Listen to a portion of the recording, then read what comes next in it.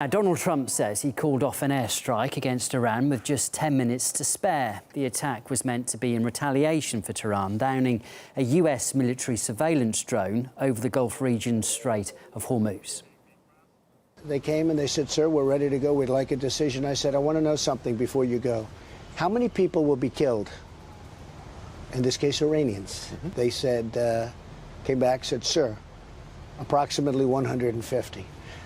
And I thought about it for a second. I said, you know what? They shot down an unmanned drone, and here we are sitting with 150 dead people, and I didn't like it.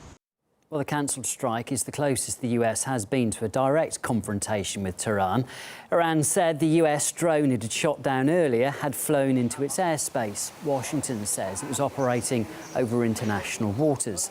This month, the US also blamed Tehran for attacking 2 oil tankers in the Strait of Hormuz. Iran denied those accusations, claiming that Washington had staged the attack. A year after the US quit the 2015 nuclear Iran deal, it sent carriers and warplanes to the Persian Gulf. It also imposed crippling sanctions on Iran and ended waivers on countries that import Iranian oil. During his campaign, Donald Trump said another war in the Middle East would be a big mistake, but he then assembled a team of people who were known to favour regime change in Iran. In fact, his cabinet does appear to be packed with people who do contradict the president's views too, as Maupin explains.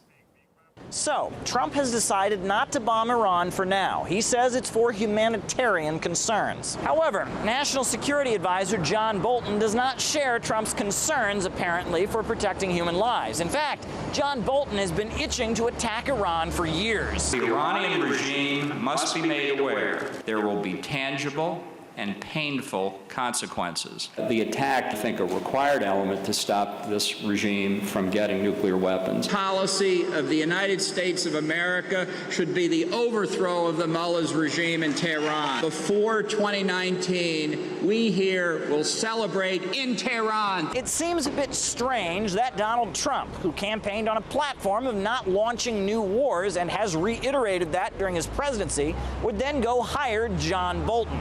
However, Bolton seems to fit an interesting pattern when it comes to Trump appointees. Trump articulates one position very clearly, and then he hires someone with a completely different stance. For example, Trump seems to be wildly critical of China. We can't continue to allow China to rape our country. However, Trump's Secretary of Transportation is Elaine Chao. Now, Elaine Chao has more than close family ties to the Chinese government. She and her husband, Senator Mitch McConnell, have reportedly received millions of dollars worth of gifts from family ties. Now, Trump has wildly attacked the banking sector, and he's promised to drain the swamp. But when it came time to fill those financial posts, many of the appointees were former execs at the financial giant Goldman Sachs. Trump also likes to attack drug companies. I'd like to bring a federal lawsuit against those companies. I'd be very, very firm on that because what's happening with drugs in this country and throughout the world, but in our country, it's a disgrace, and we can stop it. It has become a major crisis, with the country facing an epidemic of opioids. So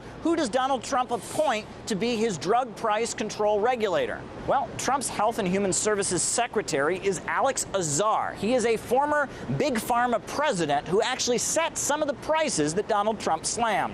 Now, Trump has also bemoaned the military-industrial complex and its influence on foreign policy. You do have a military-industrial complex. They do like war.